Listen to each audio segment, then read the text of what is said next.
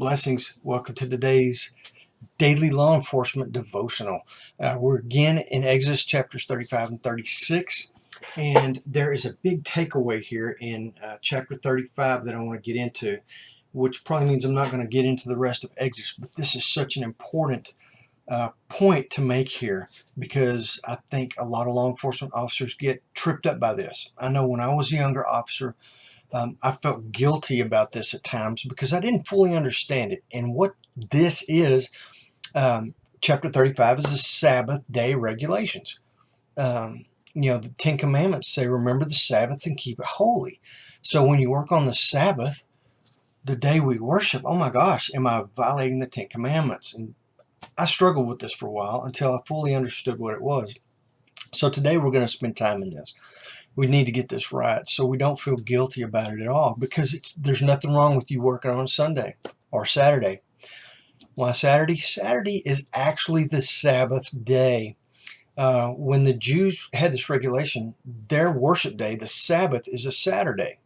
So if I work on Saturday, is that wrong?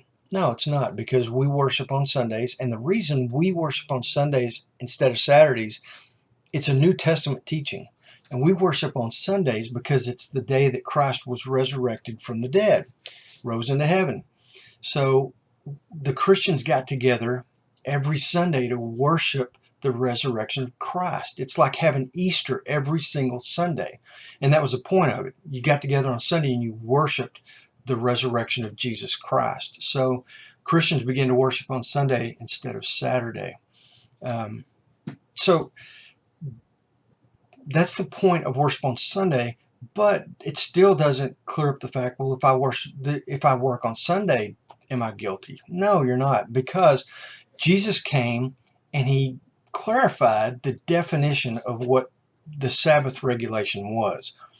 Man, like we often do, will take something and we'll build on it and we'll turn it into something it's not. And man, throughout the history, once they got the Ten Commandments in Exodus, they just continued to add laws here, add laws there.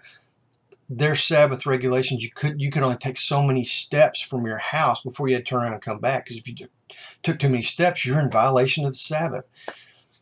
Jesus comes and he says that none of that is what was meant on worship on the Sabbath, and he clears this up for us in Matthew chapter 12. And I want to read this to you.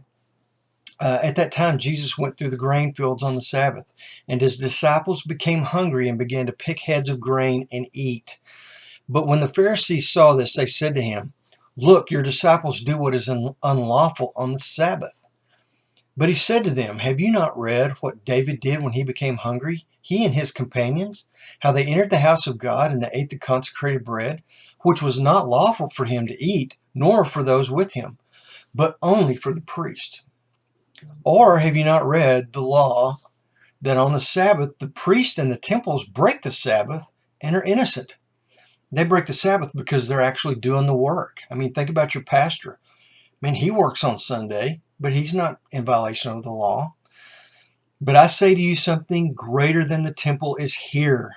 But if you had known what this means," and these are quotes, "I desire compassion and not sacrifice, you would have not condemned the innocent." And the innocent were meaning Jesus' disciples. So Jesus says, just because they're eating the grain from the field doesn't mean they're breaking the Sabbath. That was another one of their caveats to the law that man has added to it, that Jesus says that's not what the Sabbath meant. He says, "For the Son of Man is Lord of the Sabbath." Jesus proclaims it right there. Jesus Christ is Lord of the Sabbath. So since he's the Lord of the Sabbath and the authority over the Sabbath, he's fixing to tell us what that means. So this clears up the whole question of working on the Sabbath. It goes on, it says, "Departing from there, he went into their synagogue, and a man was there whose hand was withered. And they questioned Jesus, asking, 'Is it lawful to heal on the Sabbath?' And they asked this so that they might accuse him. They wanted to see him break their Sabbath law, even though he's already told them, this Sabbath law is not yours, it's mine. And he said to them, Jesus says to them, 'What man is there among you who has a sheep and it falls into a pit on the Sabbath will not take hold of it and lift it out of the pit? How much more valuable then is a man than a sheep?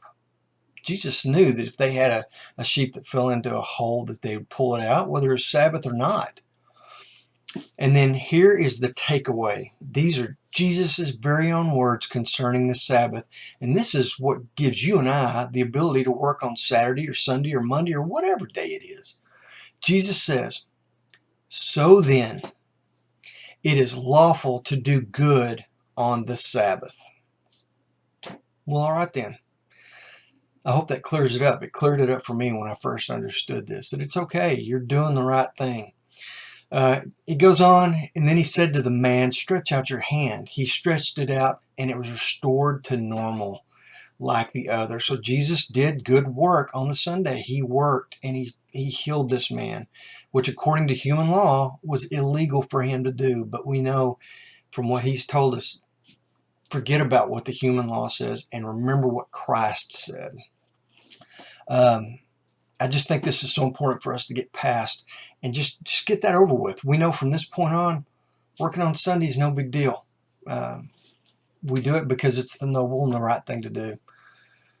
Tomorrow we're going to be in Exodus 37 and 38, and read ahead, come back, and let's get ready to look for a law enforcement takeaway. Be safe.